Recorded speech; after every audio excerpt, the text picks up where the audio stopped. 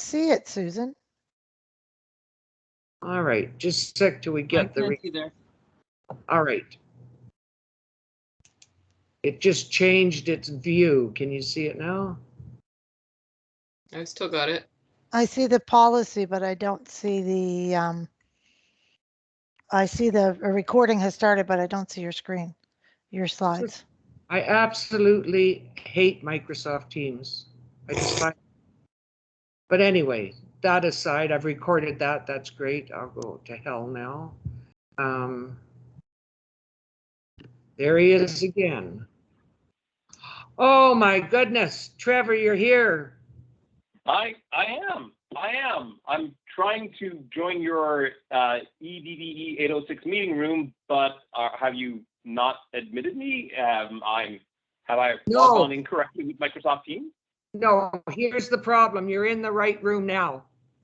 I had IT change the link 2 days ago to make our own 690 room. So you were trying to get into this meeting and the EDD 806, but I couldn't admit you for some reason. I have no idea why. Okay. What link should I be clicking on?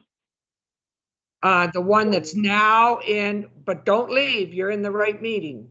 Okay. I assume the phone is the right meeting. Yes. No, but I'm glad you were creative, because when you tried to come in the other way, I admitted everybody else, but not you. It wouldn't let you come in. So I'm glad that you phoned in. Bonnie was suggesting that the issue might be when you were joining the meeting, do you have the app or were you joining in your browser? I was joining by my browser. Okay, so normally that works well for all of us, but if we do have another session, well, you know now you can phone in, but I hope it's not costing you money. It's a Toronto local, so I'm not too worried. Okay, all righty. All right, so everybody's in. So the session is being recorded. This was a touch base just to, and Bonnie, I'm sorry if you can't see the PowerPoint. I have no idea. I don't think you really need it. This is the first page is just welcome to 690 like we do for 806. And just some cues so that I know what to discuss with everybody. So the first thing I want to do is just give a brief background, because you may be wondering in the introduction why I'm saying welcome back to so many people. And the reason being, last semester I taught 621, and normally it's about pedagogy and online learning and training, instructional design for higher ed. But what we found with COVID was that last semester, suddenly everybody, almost everyone that had joined the course were talking K to 12, because of course it was relevant, and these were K to 12 teachers and administrators and instructional designers. So I realized that we needed something, a course to address quickly K to 12 education. Well, I'm going to say post-COVID. Is it ever going to be post-COVID? Anyway, after a year of COVID, or a year and a half. And so several of the people from 621 agreed with me. I brainstormed with them and they said, yes, let's do it. So we opened this 690 and then we opened to everybody. And so some of you are new to the course, but that's the background, that we were excited to get together. And basically we're going to create the course as we go. So that's why I say vision as we progress. Because we'll develop everything on our own. This is community of inquiry, community of practice. I know lots of you have heavy loads. I want you involved, but you don't need to be stressed out about essays and APA formatting, etc. This is going to be a really practical course. So my vision is that every one of you come out of it with something that you can use immediately in the workplace, whether it's a learning unit for your grade 1 or your grade 12 class, or a professional development unit that you're going to use with your colleagues. It depends on your personal situation. And that's why I'd love each one of you to connect with me on Skype over the next week and a half, so we can discuss and brainstorm what you're going to work on for this session. I did give an outline in Unit 1 where I thought, well, let's get the tools out of the way. I mean, you can't have enough tools, and it's a great discussion, but bottom line is, you know, 35 years ago, I rolled a movie projector into a face-to-face classroom, put the reel on, and showed a movie. Don't see any pedagogical differences between that and giving students today a YouTube link or embedding a video that I've created. So tools are great, but we wanted to get back to the pedagogy. How on earth do you teach, you know, 10, 8-year-olds or 17-year-olds online? So that's what I want to discuss more. So I haven't even given topics for the other units. That's what I want to discuss with you as we progress here. I also want to welcome Janine and Bonnie. They've both kindly agreed to join us and help mentor some of you maybe with your projects. So Bonnie, I supervise Bonnie, and she will in 3 weeks be Dr. Bonnie Marlowe. Yay! I'm confident. She's defending her dissertation, but she has years of experience in online learning with high school students. So she's interested in seeing what you've developed, and also you can connect with her on Skype, etc. All of this doesn't have to be with me present. So as we progress and as you decide what you're going to do, Bonnie and Janine will decide who they might be able to work with and where it would be of most value. Janine is a doctoral student right now, and she's been placed with this class as part of her work in one of her courses in the doctoral program. So she's a little bit more official. And her background is in second language teaching and ESL. And I see that some of you are in that field. So she'll be a nice fit there to help out with people. So that's the background with who Janine and Bonnie are and where we're kind of going with this. I will flick through. I just we'll have a check-in with everybody and you can introduce yourselves, but I just want to go through the other slides to show you that after we check in, then I want to discuss what do we expect in the forums. Refreshing for all of you, it's not going to be one substantive post and 2 substantive replies. Excuse me, I hate the way a lot of people set up forums. This should naturally be a community of inquiry. It just should naturally be discussion because you're all going to be working on projects that you've bought into and you're passionate about. I also want to discuss, are we going to have synchronous sessions, or is this only this one? Maybe you want to meet with other people synchronously, but we don't necessarily need a class session. We'll see. The learning outcomes, I thought we'd work backwards with that maybe, and develop the learning outcomes near the end of the course, maybe after we figure out what we've all learned. So we're literally designing this course together, and then a discussion of the assignments projects. So what I thought we'd do, rather than in this session necessarily, because I know you're all busy people, I put a post in Unit 1 forum, which said, please use this post for all of your ideas that we asked about in the synchronous session. Then we'll just have one thread where people can say, I think we should do this, or I think whatever you want to talk about. But that saves us discussing it in real time, unless you want to. So first, let's go back and let's have check-ins. I'll start, I guess, myself. There's the intro, and you may have looked at it in the AU space, but just an update for those of you that are new to the course. I live in Honduras on a tiny little island called Utila, just off the coast. And I work from here now, which is the dream of everybody who's got a master's or a doctor of distance ed, right? That you're mobile and can work anywhere.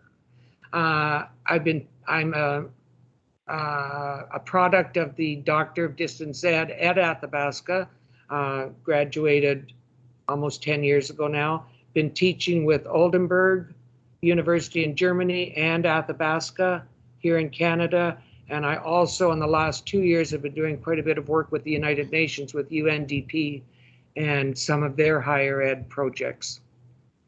So that's me in a nutshell. So let's move on to 1705, who is Trevor. Welcome. Hello, I'm Trevor, and I am still offline, although I did try to log in again through the app. Can you get me in this time? I'm muted. I'm trying. Just a sec. Okay, I Ashley, appreciate that. no, you see, it's really strange, Trevor. I just admitted Ashley in a split second, just tried admitting you again, and it just keeps saying admitting, but it's not.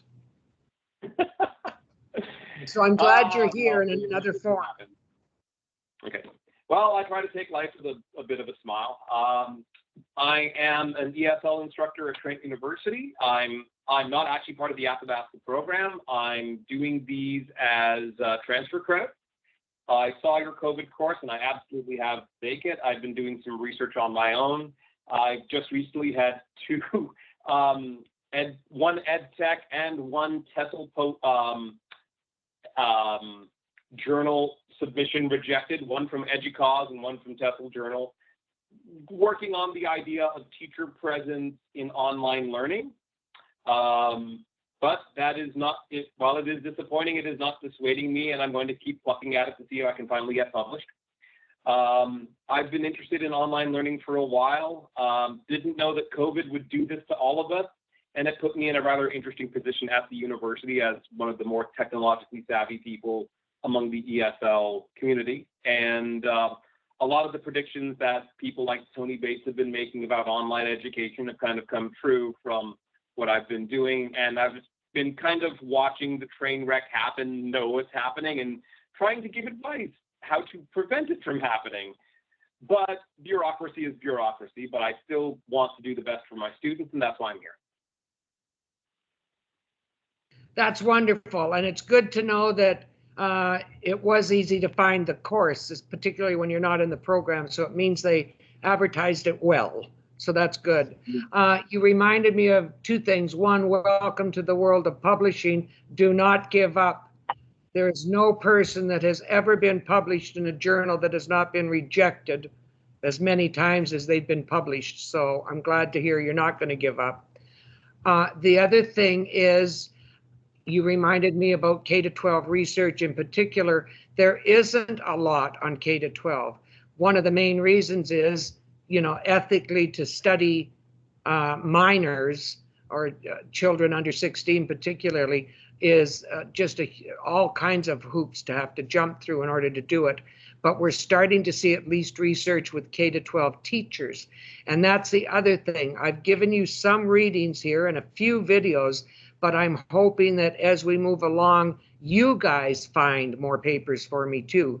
If we've got 11 of us working, we should be able to populate the course with some good current research. And if you do find papers, I'd appreciate it if you email those to me. And then I'll look at them and then I'll post them in whatever unit we think it works in, okay? So thank you, Trevor. Ashley, welcome. Can you introduce yourself? Hi, sorry for joining late. I was just on a call with a student. Hi, my name is Ashley. I'm pretty new to this education space. I adjunct with McCune University here in Edmonton. I teach the paralegal studies program, and I just super interested in post-COVID learning, not just in K-12, but just in general. And I have a lot of friends who are K-12 teachers, and just seeing them survive the last year and a half has been super interesting. So anyways, I'm stoked to learn more. Yes, and I was thinking with you, Ashley, after looking at your intro, just because you're not involved in K-12, just get creative over the weekend and then Skype with me. You can create a project that's appropriate for your learning environment, maybe. We'll brainstorm about it if you can connect with me on Skype.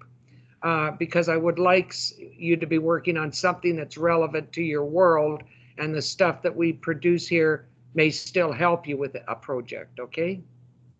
Wonderful. Thank you so much. Okay, Bonnie, welcome.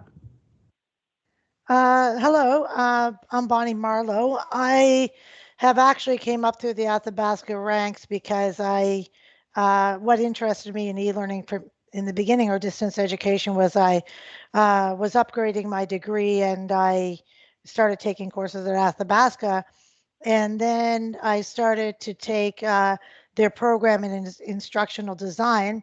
So I took that, the post-baccalaureate diploma in instructional design, which led me to take my master's in distance education. And as Susan said, I'm just finishing my doctorate in distance education. Also, as I was reading some of your posts, your introductory post, I was also teaching high school full time.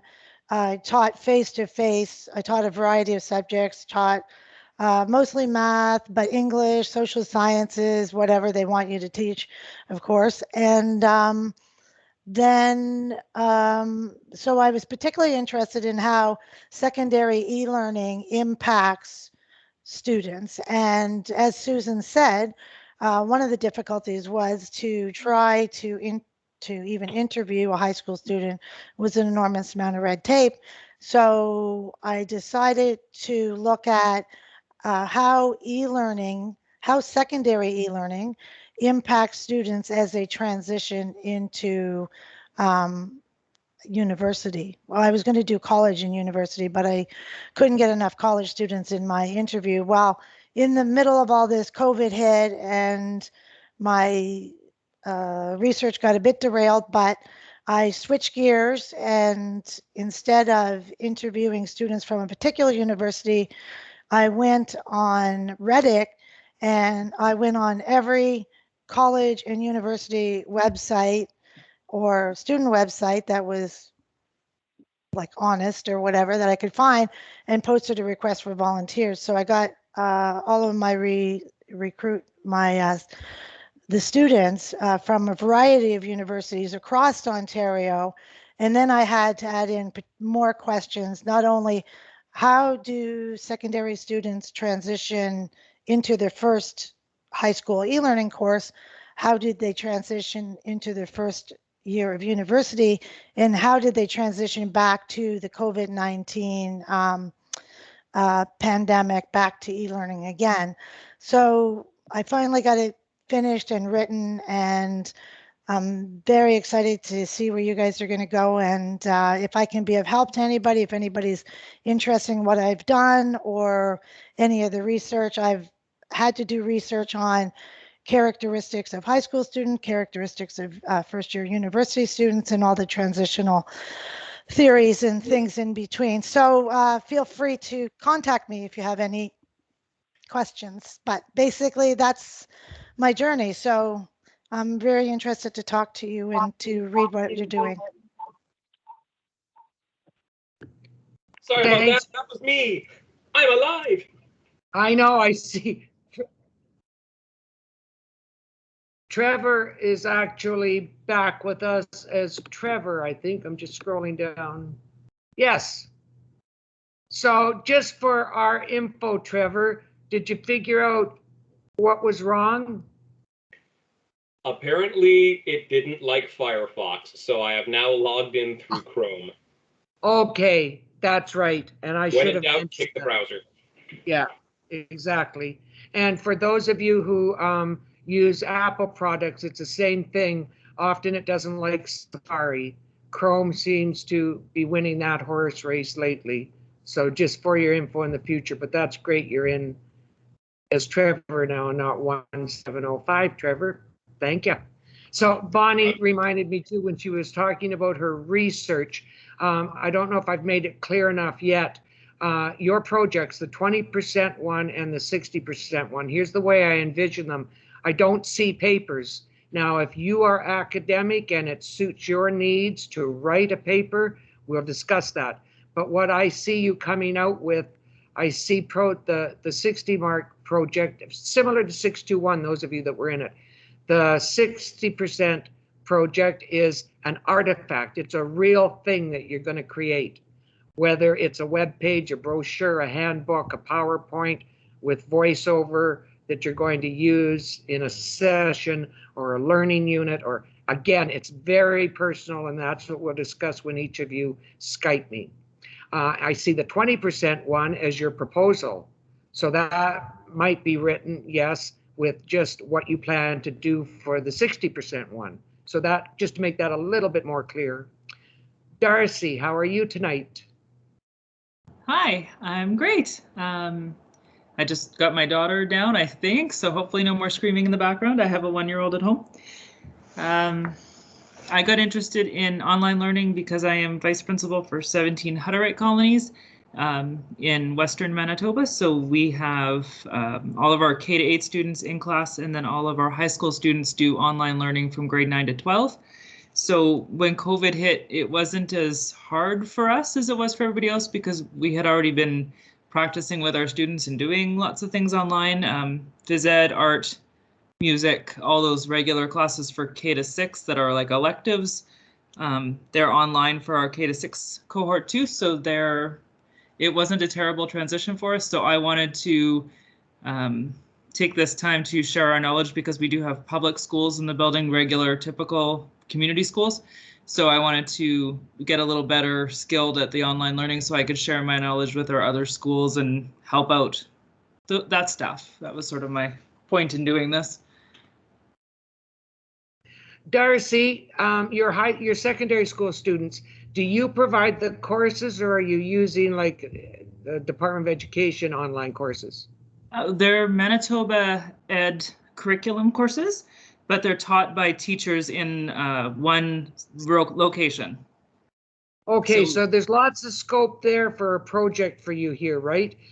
I was thinking about you the other day and thinking, how much have you created for students before they go online? You know, well, maybe creating a unit that would help them transition. I don't know. Well, one of the things I was really thinking about was we have special ed students just like any school would.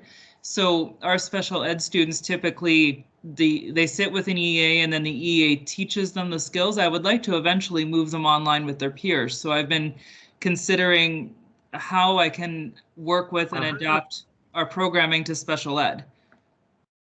Okay, that's exciting.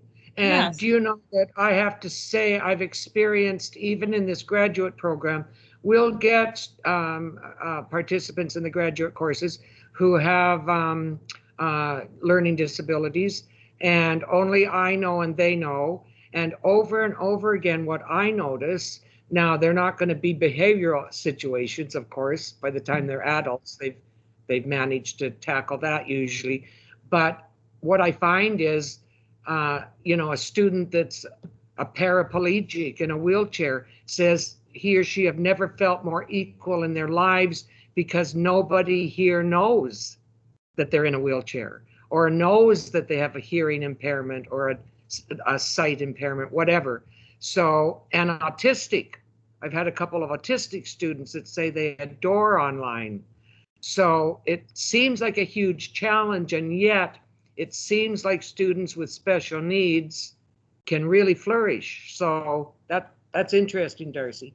Yeah, so we'll see what comes of it. We've got a few very unique needs in our building right now. So I'm really excited to do some learning so that by the time they get to high school, we're prepared and ready for them and we have some ideas of what to do. Yes, and the reason that, we will share our projects once you've each talked with me, because I think there's room for collaboration here. Who knows, maybe two of you want to do something very similar, and it's wide open, total flexibility in this course for what you're doing and what you want to achieve. That's why I think it's important that we each kind of know our backgrounds and what we're interested in case someone right now is going, oh, I wanted to do exactly the same thing. I'm going to talk with Darcy, etc. That Dustin, would be fabulous. I'd welcome any ideas. Yeah. Dustin, how are you tonight? I'm well tonight. How are you? We're all great. And nice to see you back again. Dustin, yeah, we're definitely envious of where you live. When you were at the beginning, when you were talking about it, I quickly Googled it and all it came was beautiful photos of beautiful blue oceans. So I know. Well, I don't feel as guilty this time of year when I'm teaching in the winter semester. Sometimes I hesitate to mention it. So, I had Susan last term, and really enjoyed it. And so I followed her here because I enjoyed the whole class, and I enjoy the idea of exploring something completely different. My background is I have a degree in elementary ed, but over time I've worked my way into working in childcare. I currently work as an instructor at Norquest College here in Edmonton. So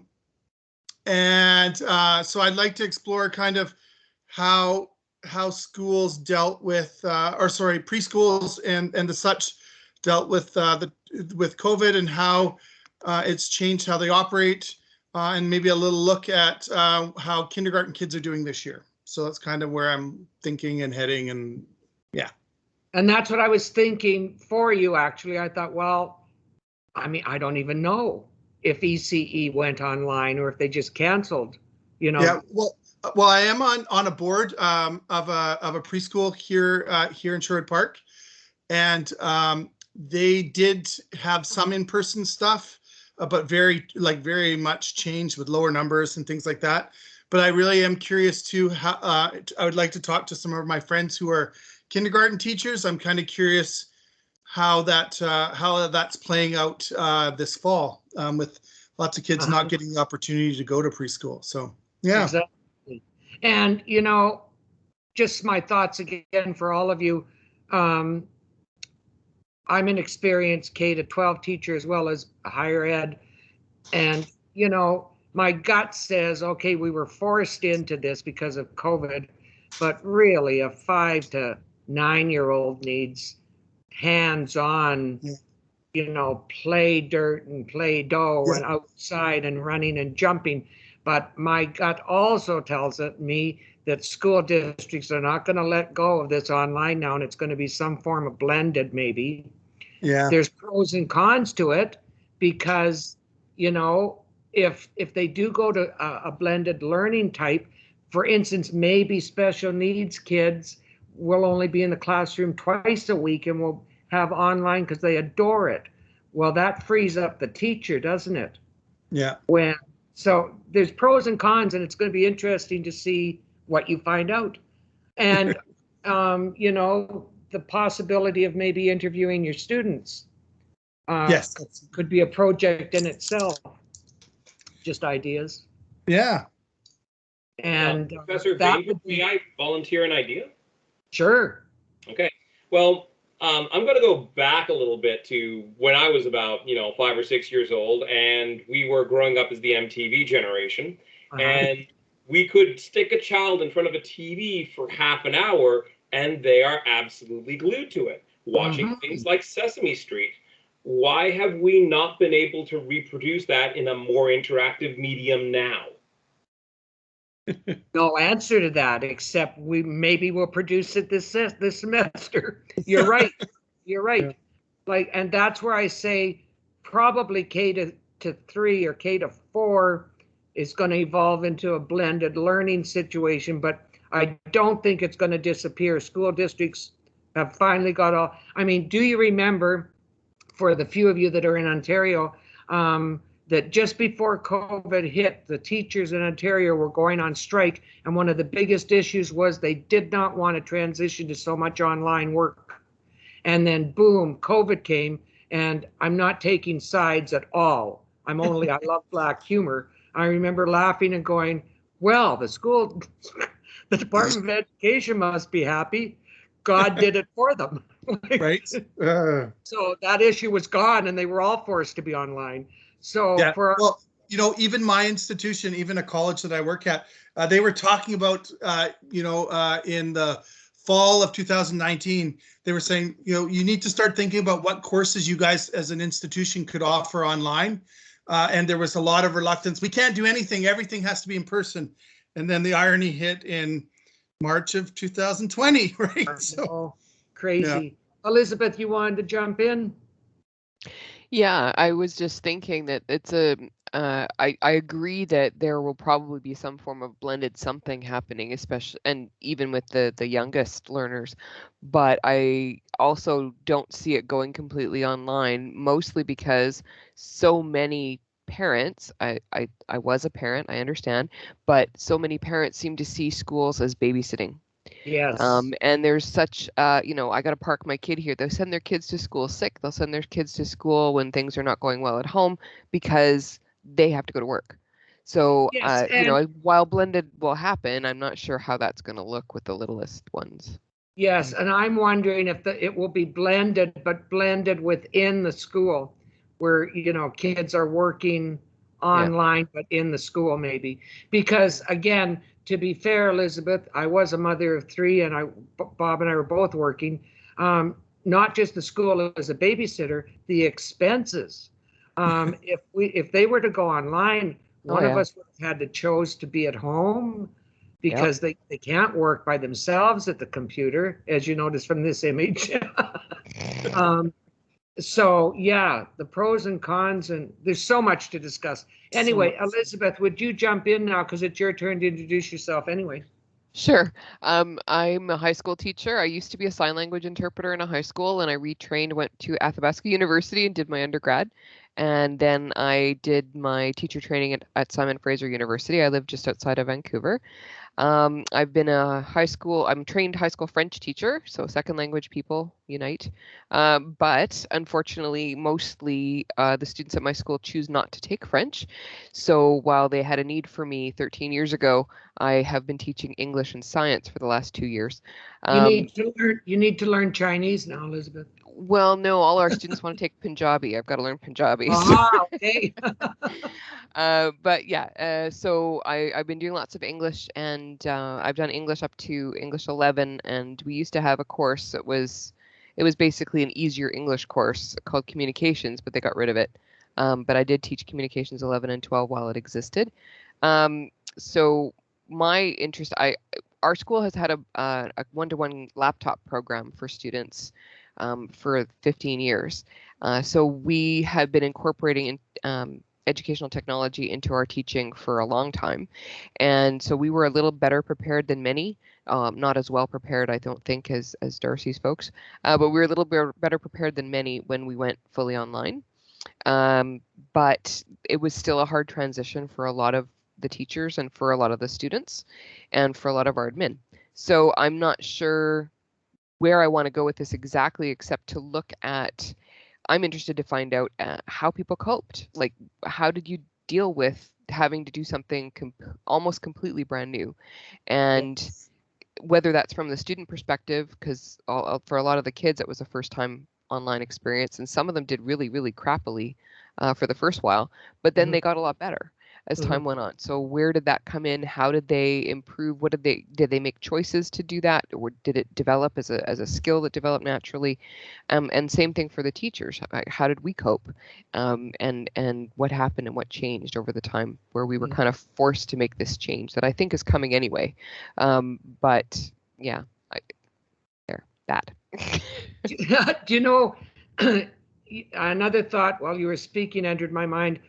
Even we talk about the early grades, I was just saying, with online and the challenges, but K to 12 period, we can do what we're doing here right now because we were taught socialization. Yeah. So I'm sure grade 10 to 12 students, a lot of them don't want online. They want to socialize. I don't remember much from high school. I don't remember my courses. I remember my boyfriends. Yeah. You want to socialize at that age. Well, and it's funny because the last year my district came up with a blended learning solution to limit the number of contacts and avoid passing on COVID, which was lovely from a safety perspective, but was crappy from a pedagogical perspective. So we had 2 courses at a time for 10 weeks. And you came in person for half a day in the morning to be taught one class, and then in the afternoon you did the other class online, and then after 5 weeks they switched. And so we did that for the entire year, and it was a mess. But the kids really liked the longer classes, and they really liked being able to focus and socialize and do group work and stuff. But they also really liked the online things, especially when they were given some flexibility. I made a point of giving kids weekly goals and saying, here's how I would break it up if I were you, but hey, you do your thing, get this in on Friday, right? And they quite enjoyed that. Yeah. So there were some good things both ways round. So. And there's a good example of a form of blended. I mean, blended's a huge umbrella. There's all kinds of ways to do it. So yeah. And in that case, it worked that way, but the 10 weeks to do 2 courses thing just about killed all of us. So there you go. I can imagine. Okay, thank you. Kristen, tell us about yourself. Hi, I'm Kristen. I'm from Brantford, Ontario, and this is my final, I guess, elective course in the program. And yay! Yes, yay! Finally, doing my capstone next term. I took one of your courses, Susan, in the winter. It was the gender issues course, and I really enjoyed the course as well as just how you did, made up the course. So I really was happy to know that you were doing this course as well. Well, thank you. I don't know where I plan on going with this assignment and everything exactly. All of my courses thus far have been really geared towards post-secondary. I work in post-secondary institution in an administrative role, and I guess the fact that this is focusing more on the K-12, that was of interest to me because I haven't really had too much of a chance to delve into that. And being that I work in post-secondary, well, I'm on maternity leave right now, but I've been watching all of this happen all around me. And I have a few friends and family members that work in elementary school. And of course, I've had various conversations about, people have a lot of qualms with the online learning and some people love it. And I don't know, it's just been a really interesting time. So I figured this was very timely, especially with the fact that I'm almost done the program. And that's ultimately what made me decide to register in it. My ideas for the assignment, I don't know, I'm kind of going in I have a couple different ideas, and they're not all very well thought out yet. One of the ideas was already mentioned, which was about special needs learners. That's something of interest to me. I don't know, something keeps popping into my head about just thinking back to the gender issues course, and I don't know if there's something there in that area that's worth delving into in relation to this. I don't know. So I'm hoping to brainstorm with you, Susan, about this as well to kind of figure out where I should go with this. I don't know exactly, but been thinking about it. And like I said, I have different things that pop into my head, but nothing's really super concrete at this point. That's fine. We're early, and Kristen took the gender issues course with me. And one thing that I tried a couple of semesters ago, now I don't stop with that course, is that I made, Kristen will recall this, but I gave the option, and most students took it, that rather than an essay, because you can, all I want to do is assess the learning that has gone on, and particularly the deep critical learning, and that doesn't have to be an essay. And so in that gender issues course, what I do is most of the students accept the opportunity to post audio presentation. And what I'm finding pedagogically about that is that then they share it in the forums, and the discussions are so rich and the additional learning is so rich, because, I could ask all students to post their 5,000 word essay. Nobody in the group's going to read all of them, but they'll sit over a coffee or a glass of wine and watch a video. So that's what I'm finding with these projects, being more open and flexible to different ways of presenting has all kinds of additional value to the rest of the group also.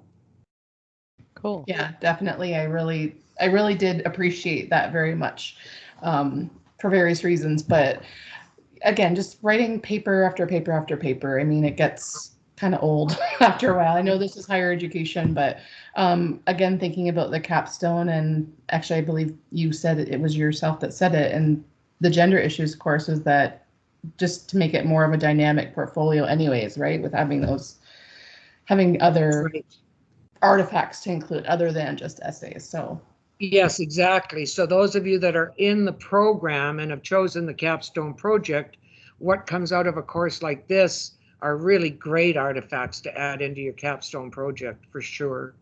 And something else, just on a personal note, before we move on to Kelly, out of the gender issue course that I started 4 years ago, I started noticing that the seminal works were always quoted as seminal works of the fathers of distance ed. And I started going, where are the women? Where are the women? And so I started working on a project with a colleague of mine, Noreen Wark, and it took us 3 years. We found the original 30 female pioneers of distance ed. We interviewed all of them but two. Two of them had passed away. These were women that created the first online courses. They were the ones that first started saying, hey, we can teach online, and everyone thought they were crazy. And they have seminal works, and nobody knows them for a multitude of reasons. One of them is our own fault. Women tend to cite themselves less than men. Anyway, we've completed it, and Rutledge has just accepted it, and it's going to be the Rutledge Handbook, Female Pioneers. Awesome. that's Yes. amazing. So, and that's why I said keep going if you're rejected with journals, because this was the 4th publisher that we approached. So never, never give up. An old adage I used to say when I was teaching high school kids was, okay, Wayne Gretzky has the most goals on, with ice hockey, most goals in the league, if he still does, I don't know. Anyway, he also holds another record. He has the most shots on goals missed. I mean, you got to shoot to score. So never, never think that one rejection should stop you from carrying on, for sure. Callie, I'm glad you're here. I thought you and Nisa would be in 694. Tell us why not, and introduce yourself, please. Yes, hi everyone. How are you? So yes, I did have class 694, but for some reason I wasn't able to connect with them at all. So I messaged the professor and hopefully I'll be able to connect with her. It was the exact same time, so it was a little complicated. Yes. But I'm glad to be here. I'm very interested in this course, specifically because I am a middle school language arts teacher. I'm located in Ottawa, Ontario, and I've been teaching language for about 4 years now, for both grade 7 and grade 8. It's interesting because I actually enrolled into this program of distance learning about 6 months before the pandemic has happened.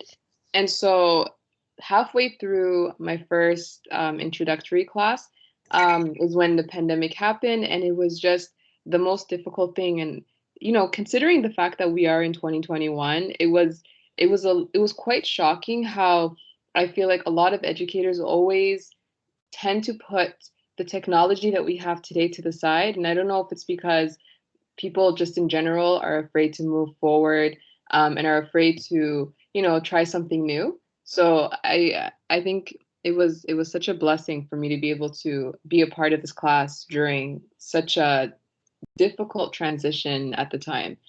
And I'm really hoping to be able to, because I've had a hard time with my, specifically grade 7s especially, but both for grade 7 and 8, having to teach them online is extremely difficult.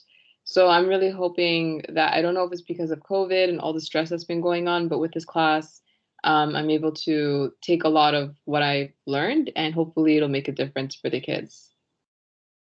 All righty, and I was just smiling when you were saying difficult, because I just remember that was my forte, was middle school.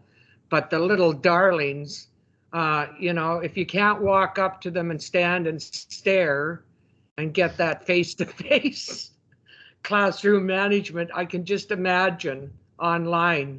So See, and that's the part I like. That's the part I like about teaching teenagers online, because I don't have to manage 30 people's behavior. I just have to deal with questions, and I can handle that. Yes, exactly. And they, throwing spitballs virtually, just as I'm sure they'll figure out how to within a year.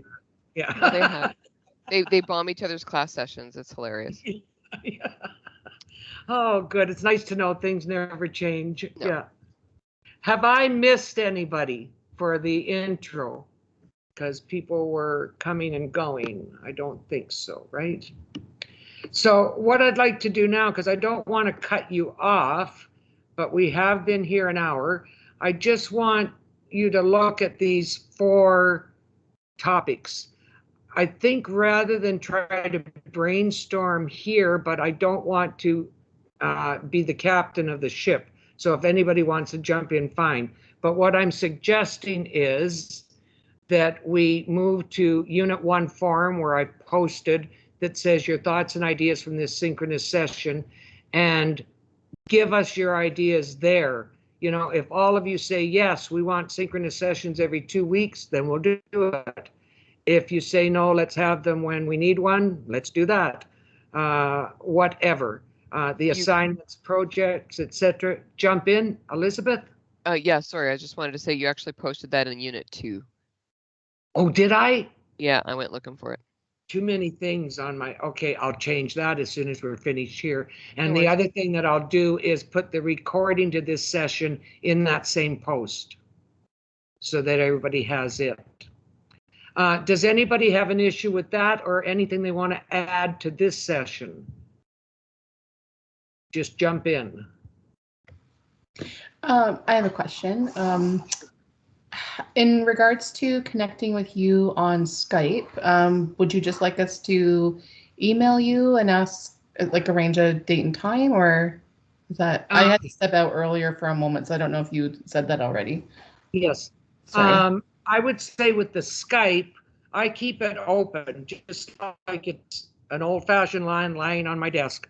So as long as I'm awake, I'm there. So I would say just try to connect with me on Skype instead of going through email first and then saying, Susan, are you free now? Or are you free sometime later today? Whatever. And we'll just do it through texting with Skype.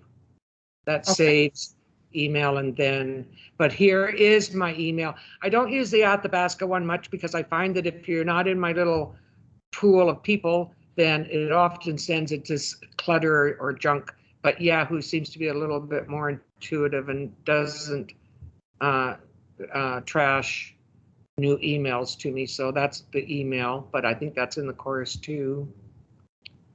I'm just so happy I'm not the last Yahoo user out there. Oh, people laugh at me, you know, like, why are you still using Yahoo? Well, if it's not broken, don't fix it.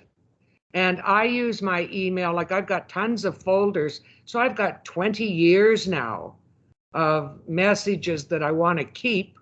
And I know there is a way I can move over, you know, to another one, but just why? But yes, everybody laughs at me because I'm using Yahoo.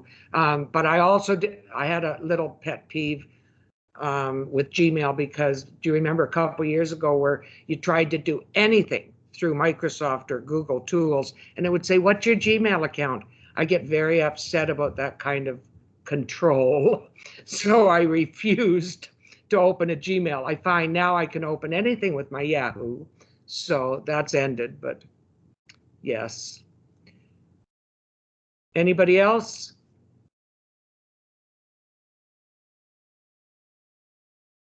Okay, well then I'm going to end the recording. Welcome to everybody. Give me 10 minutes to change my post to the proper unit.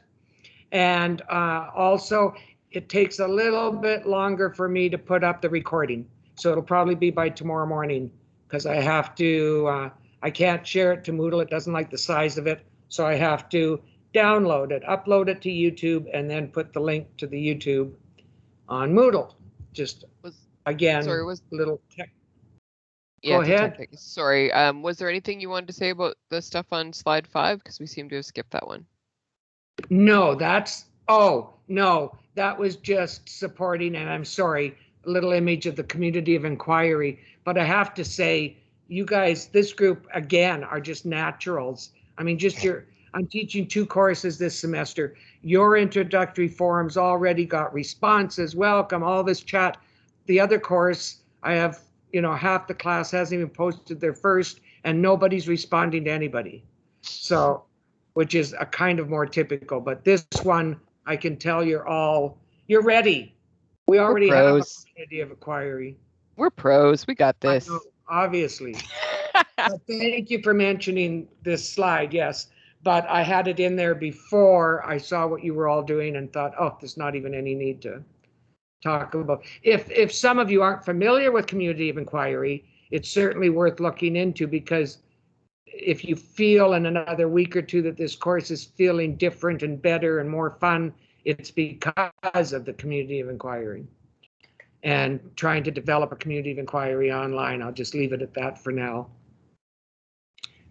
Actually, Professor, I hope you don't mind. I do have something to volunteer, since you were talking about stuff, and it actually directly ties into community of inquiry. This summer, or I should say last summer, God, it's been a year. Oh, I forgot a year passed. Last summer, I was privileged enough to be able to work with my partner and Professor Mark Bulin at UBC's MET program, and we did a personal project specifically on COVID and online learning. Now, it was geared at university students, and it was kind of geared more a little bit towards the ESL stuff. But I have a fairly decent paper which looks at the main effects of COVID on university level students, which would also kind of include upper level high school students. Would you be interested in perhaps taking a look at that or providing it to the students? Oh, absolutely. Absolutely. Yeah, I think, you know, again, I thought that we would end up coming to terms with that really grade 11 and 12 is a different animal again, and, you know, pretty much connected to undergrad courses for sure. So I think it's the same profile of student, but yes, please email it to me, Trevor. Okay, thank you. And again, if you find any papers, those please email to me, because then I can take a look and I can embed them in Moodle in a particular unit, wherever. We don't even have topics yet for the other units, because as we're talking in unit 1, then we'll determine together where we want to go for the next units, okay? So don't think that you're missing something in the course. We're developing it as we go. Anybody else? Ashley. Sorry, I kind of came into this late. Was it Bonnie who was discussing the research on the transition between high school to university? Yes, it was. And Bonnie, if you're still around, can I connect with you on Moodle? As we've been talking, I've been thinking about the reason why I was late to this session in the first place is I teach an intro level course. I had a student almost in tears today on Teams telling me that they have no idea how to transition to university versus high school. Incredibly upset. I didn't know what to do. She was very upset about not having the university experience. McEwen's doing this like blended thing where they have some classes online and some in person, which means for some students at 8 a.m. they're online and at 9:30 they're in person. And they're trying to navigate commute time and everything. And so yeah. I would, if you have resources, or if I can, buy you a virtual cup of coffee just to connect with you, that would be wonderful, because this is, I'm starting to consider this might be something I want to look into more, since I will be dealing with this firsthand in the next, 3 months. Bonnie, you have access to the course, right? That's why you got into the meeting? Yes. Okay, so you and Ashley can just literally connect on Moodle and give each other, or do you want to talk emails now, or? Well, Bonnie, talk to Ashley. You can just email me and then we could Skype or whatever. My email's bmarlow5@gmail. So it's MARLOW. Or I guess I could, you mean on the discussions on Moodle, or?